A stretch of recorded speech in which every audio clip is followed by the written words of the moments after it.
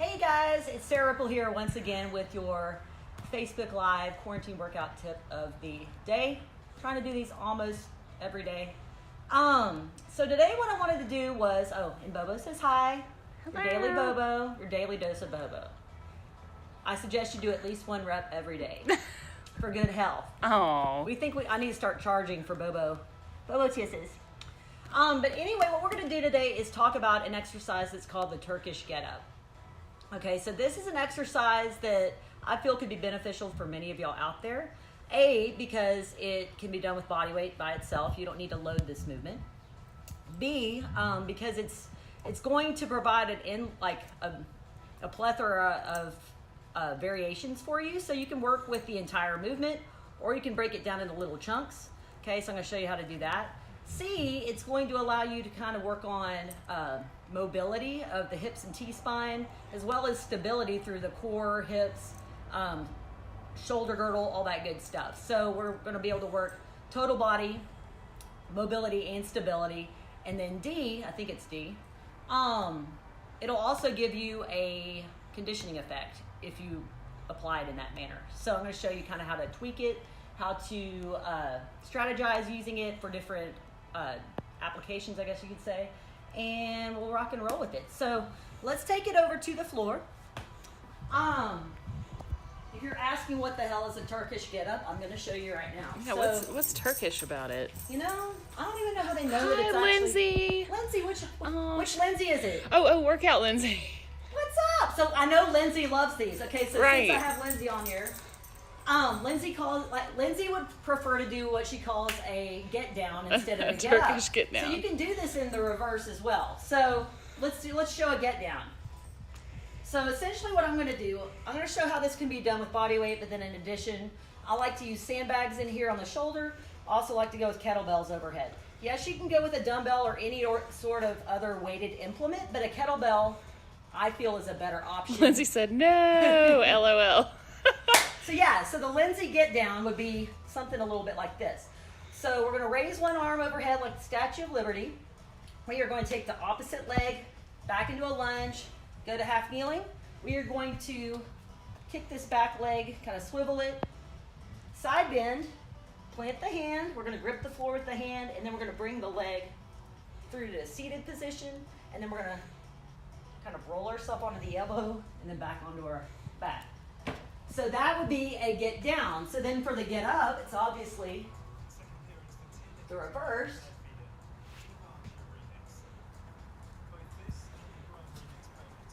Okay, and then the full movement would include the getting back down part. Okay, so what's neat about that big, and I wish Workout Shannon from back in the boot camp days was watching because she hates these. There's too many steps. So here's what I'm going to do is I'm going to break it down for you guys. We'll just work with body weight right now. So if you're at home going with body weight, you're going to pretend that you're holding a weight. Okay, so I want y'all to make a fist. And essentially the goal, so if you have weight in this hand, it's going to pull this shoulder back into the socket. So that's called packing the shoulder. That's a very safe, solid position for the shoulder. If you don't have weight, you could theoretically probably go here, but we don't want to do that. So you want to think about packing the shoulder down. I'm thinking about squeezing my shoulder blades together, kind of against the floor right here. So setup-wise, we want this arm to always be vertical. Again, I'm going to show how it can be done with a sandbag, which would be here, but we're going to start with this version here. So this same side leg is bent. The foot is planted flat. We don't want the knee to flop in. We want it to be active there. And then we're going to take this other leg kind of slightly out from midline. So instead of it just being here, Yeah, to help you kind of anchor. Yeah, so Shannon always has you've got good little tips and stuff. So this other arm, we're going to take it, instead of it being straight out to the shoulder, slide it down to about a 45-ish degree angle, somewhere between straight out and 45. Flat on the floor, okay? So then what we're going to do is we're going to initiate the rep by taking a nice big breath. And then I'm going to think about pushing through this left foot as well as this right heel as I exhale, and I'm going to roll.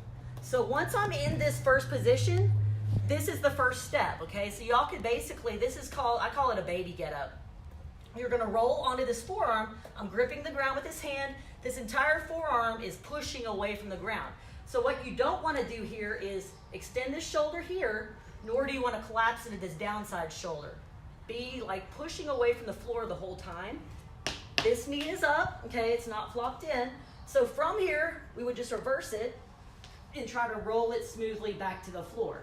So you could just stay with this segment. That's if right you're here. just doing this one segment. What happens is when we take all the pieces and put them together, each of the components, the mechanics for each of the components still apply to the whole big picture. Gotcha. Okay. You can kind of breeze through any of these and kind of sloppily do it. You know, you probably aren't going to hurt yourself, but it's like, why? Like, yeah, you're not getting the benefit. Exactly, and I've said that a gazillion times on stuff. So yeah, you can just do reps of baby get up and then come back down. Okay? So the reason, if you notice, I'm staring at my fist the whole time, if you've got weight in this arm, you don't want to be looking over here and taking your focus away from it, okay? So that's important. When we do the sandbag version, what's neat about that to compare to the kettlebell loaded or whatever loaded is that with the sandbag here, you can actually initiate the roll by rotating the head and looking this way because you don't have the weight up here to contend with. It's part of your body. Right. And I actually like that better because it's a smoother kind of movement. Kind of like the rolling you did the other day. Yeah, where you use your head. Exactly. So this kind of ties in with the rolling. That's a good point. We're like, if we're talking like basic human movement, you're getting a lot of those kind of innate movement patterns in this one exercise. So it's just a lot of good stuff. We got core, again, hip mobility, T-spine stability and mobility, hip stability as well. So yeah, so that's the baby get up would be that first step. If we carried it a step further and go to here to the hand, that's called, I call it it's a Turkish get up to tall sit or post position is what we call it. So essentially you're going from this baby get up right here and you're just sliding the hand towards your body. That's the addition onto that baby get up. So then from there you would just step yourself back through and go backwards. Okay, so the tall sit would be here. So we could take that a step further and go to high hips, which is essentially a bridge, and then reverse the movement and step it through and go that way. So baby get up, post, high hips, and then go backwards. Okay, so typically I will work with those three variations in addition to this last one, which is going to the half kneel. So a half get up is what I call it. So we swing the leg through to this kind of side bend, half kneeling position. And then from here, we use a lot of good stuff through the side of the torso to essentially pull us up. So that would be a half get up. Then we just reverse it, control it back to the floor. I'm off my mat. So I think I've broken that down sufficiently without getting too crazy and out of control. If we're loading it, so like I said, you could use a dumbbell, you could use a barbell, even just be aware of your surroundings. If you're going with a 7-foot bar, it'll start pivoting, right? People will do this with like stupid human tricks, like with a small person, like dudes will. Oh yeah. You can YouTube it. I'm gonna give y'all a challenge at the end of this video because Shannon brought up challenges and she knows how much I hate. Now, if you're out there doing challenges, I don't want to sound like I'm poo-pooing on you. I just think it's pointless to have to get to 100 squats in 30 days. I think it's silly. But if it rocks your socks, then who am I to judge, right? So if we're loading the movement, I'm going to show this side. So I guess the proper way to explain this is if you've got a kettlebell, the traditional way of doing is that you would start by laying on your side, you would put your hand through the handle, and you would kind of roll here first, and then from there we would set up. So the neat thing about having the kettlebell for this exercise is that the weight is on the back of your wrist. So it helps pull the shoulder open, and it just promotes a lot better overall kind of performance, I believe, when doing this movement. Like I said, you don't have to have a kettlebell. I just prefer it or a sandbag for this. So we're trying to keep the bell as still as possible while we're essentially moving underneath it. And I'm staring at it the whole time. So that's full get up. Yeah, so just going through the full get up. So like I said, y'all can work with any of those steps. Go through a baby get up with loaded. You can even take yourself all the way through to half get up, and then from here do what I call a half kneeling windmill, which is essentially just go in here.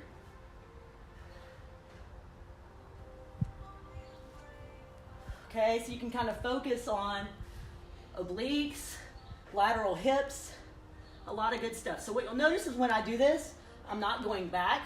Mm-hmm. It's directly to the side.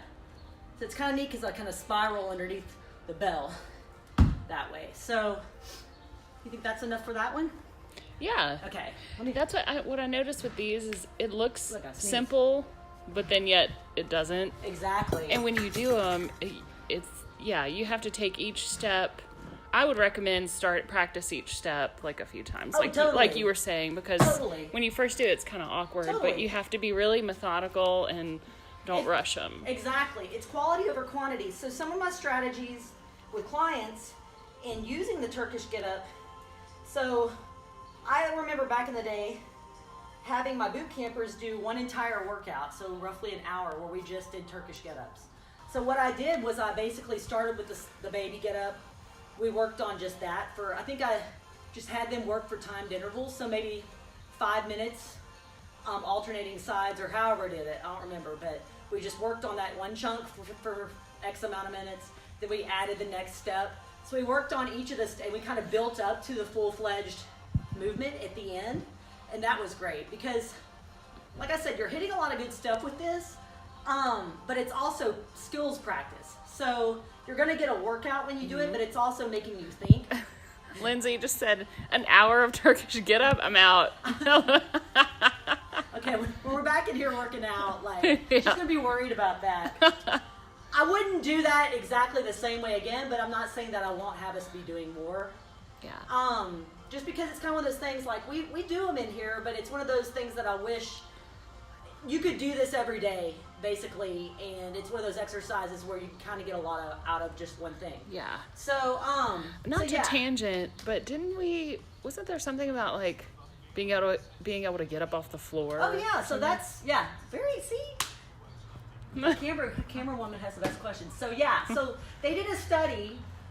It was probably, I heard of it roughly 5 years ago. And I found out about it through Dan John, who's one of my favorite strength coaches.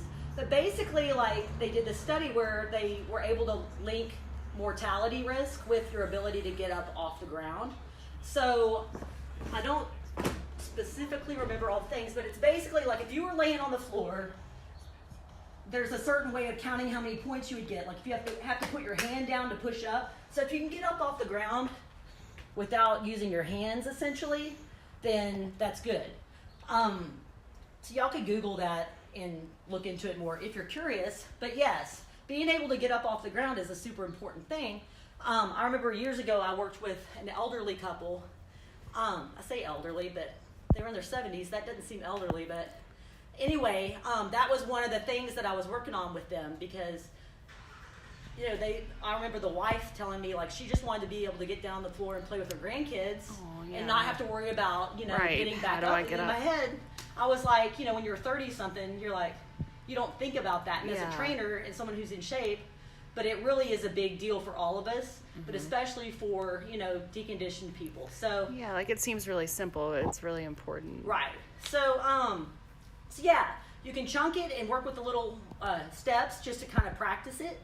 But then what we could do is we could also take a 5-minute block and you could alternate sides and just do it for 5 minutes or 10 minutes or whatever. The other day I did it at the end of my workout, and I alternated sides and I did 5 on a side and it took me 3 minutes. I timed myself. And I was trying to do them with deliberate intent, not trying to rush through it. I was moving through it, but I wasn't trying to be sloppy or I wasn't moving fast at the expense of hitting each position. Yeah. I like to kind of pause at each step, just kind of lock it in. So let me show y'all the sandbag variation. So if y'all have anything at home, I know a lot of y'all don't have these. You check out the Ultimate Sandbags website though, because y'all can order some right now for use at home. My clients know I love these suckers. I love the DDRT system. I love everything that they put out. I think it's a great training modality. What if you had like a giant, we had that giant bag of rice? Right. I was going to say, you could fill like a duffel bags of rice. Yeah. Some of my sandbags are filled with rice instead of sand because it gives you a little bit different density. But you could take a pillowcase and maybe, this is 10 pounds, okay? So for the hey, get-ups, Lena. Dina? Lena sent a heart. So, but yeah, you could get creative, backpack, duffel bag, whatever. Small dog. Child. Yeah, I would say small dog or child, Yeah. but not really. So you're going to kind of shoulder it. So essentially you can grab onto it. I'm laying on the floor, so it's obviously not draped on the back side of my shoulder right now, but you can get the idea, like when I sit up, I can kind of shift it. So this gives a little bit, okay, so hold up. First thing we want to do is rotate the neck and then go through the roll that way. And then we can it's the same kind of sequence as with held overhead, but shouldered. So it's a little bit different kind of a training effect because the weight is essentially made part of our body and we don't have it externally away from us. So you can load it a little bit more. You don't have to contend with the weight, having to stabilize. There's benefit to that, so don't get me wrong. That's a great thing for the shoulder and all that good stuff.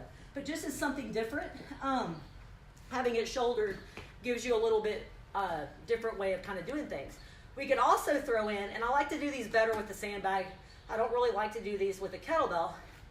From this tall sit, what we could do is let what's called leg threading. You can take the leg, and instead of going to the half kneel, we can pull it through like that, okay? And then come back to the sit. So you can alternate. So I'm gripping the floor with my hand. I'm pushing away the whole time. Plant that leg.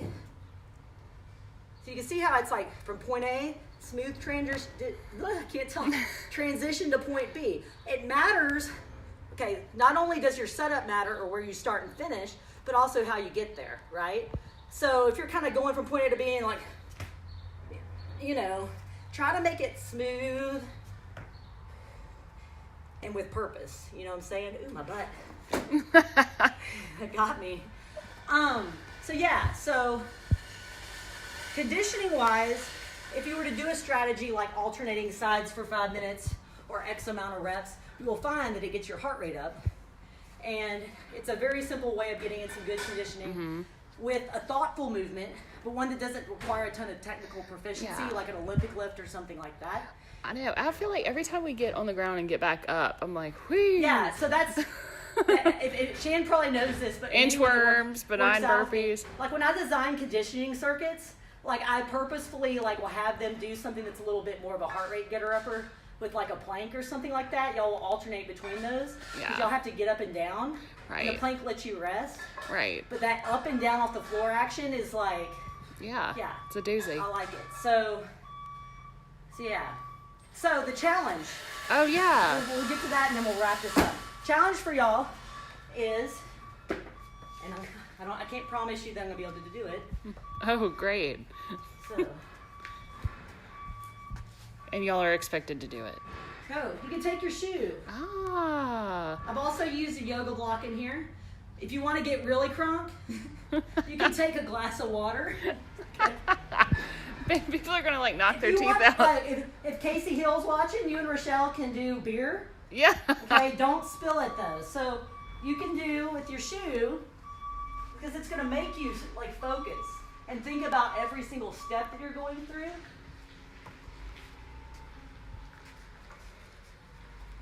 Okay.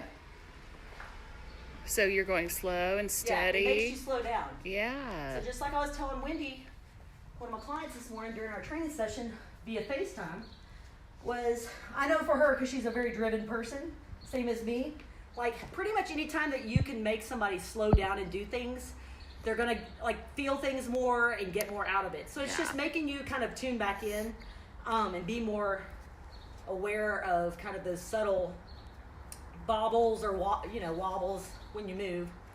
The bobble wobbles. Bobble wobbles. But yeah, that's y'all's challenge. So see if y'all can do that. Feel free to tag me in a video if you do. If you feel like doing the human get up, then go right ahead. Social distance though. Right. So if you've got somebody tiny enough to Ripple like Effect be Fitness is not liable for any spilled beer. Right. I'll have Drop children. I'll give you my lawyer's number to go through all that mumbo jumbo. But yeah, I'm not liable for your dipshittery. So y'all could do, at a minimum, I would say do like 5 Turkish get-ups on a side, alternating every day, just to kind of get moving and get loose and like get fired up for your day of quarantining or working from home or what have you. Have the kids do it. Again, it's a movement that hits everything and it makes you think. So that's, what could be better than that? Right? Holla. All right, so let's go. We need a little Bobin's rap song. Oh, We'll lay on the floor with Bobo. Bobo. Can you get This is what most of my clients do when they come in here. This is exactly what they do. This is like their warm-up. He misses it. He misses you guys so much. But this is exactly what they do. Bobo, say bye. Oh. Thank y'all for tuning in.